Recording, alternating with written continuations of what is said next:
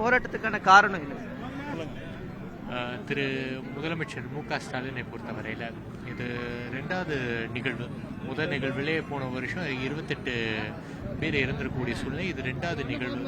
63 பேர் இறந்திருக்கக்கூடிய ஒரு சூழ்நிலை ஏற்பட்டது.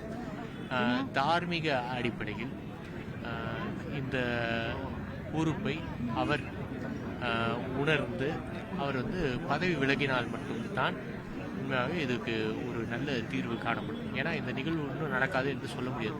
நீங்கள் பாருங்கள் எந்த அளவுக்கு அரசாங்க நிர்வாகம் செயலிழந்திருக்கிறது. ஒரு போலீஸ் ஸ்டேஷனில் 150 மீட்டர் பொறுத்தவரையில் இருக்கக்கூடிய இடத்துல இந்த நிகழ்வு நடந்திருக்குது.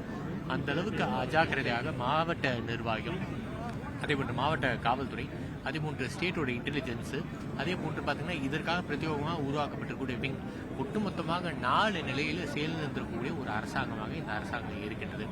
எதிர்கட்சிகளுடைய குரல் வலையை நசுக்குகின்ற வேளையில் இந்த அரசாங்கத்தை பொறுத்தவரையில் ஸ்பீக்கர் அவர்கள், லெஜிஸ்லேட்டிவ் அசம்பிளி ஸ்பீக்கர் அவர்கள், நம்முடைய எம்எல்ஏக்கள் அவர்களை எல்லாம் சஸ்பெண்ட் செய்திருக்கூட இன்றைய தினத்தில் நம்ம இங்கே உண்ணாவிரதம் மேற்கொண்டு போராட்டத்தை தொடர்ந்து நடைபெற்று கொண்டு இருக்கிறது. சரி, நீங்கள் மருத்துவராகவும் இருக்கீங்க.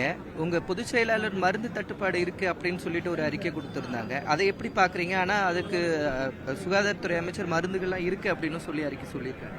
பாருங்க, இந்த அரசாங்க கிட்டேருந்து எந்த விதமான உண்மையும் நம்மளால் கேட்டு பெற முடியாது. ஒரு உதாரணம் சொல்ல வேண்டும் என்று சொன்னால், இப்போ 2023 வெள்ளம் ஏற்பட்டது இல்லைங்க. அதுக்கு முன்னாடி என்ன சொன்னாங்க? 4500 கோடி ரூபாய் மதிப்பிலான மழைநீர் வடிகாலுக்கு 98% முடிச்சிட்டோம், ஒரு சொட்டு தண்ணி கூட தேங்காது என்று சொன்னாங்க. அரசாங்கம் சொல்லுது. அதே அமைச்சராக இருக்கக்கூடிய மா சுப்பிரமணியம் சொல்லிக் கொடுது. மழை ஏற்பட்டது, வெள்ளம் ஏற்பட்டது, மக்கள் பாதிக்கப்பட்டார்கள், 4 நாள் உணவே இல்லாமல் ஒரு அவல நிலை ஏற்பட்டது. அதுக்கு பின்னும் என்ன சொன்னாங்க?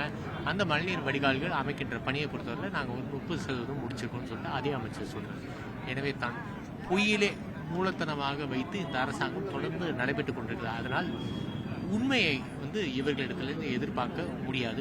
உண்மையாகவே சொல்ல வேண்டும் என்று சொன்னால், இத்தனை பேர் இறந்திருக்கக்கூடிய ஒரு சூழ்நிலை ஏற்பட்டிருக்கிறது என்று சொன்னால் மருந்து தட்டுப்பாடு அதற்கு ஒரு காரணமாக இருக்க வேண்டும்.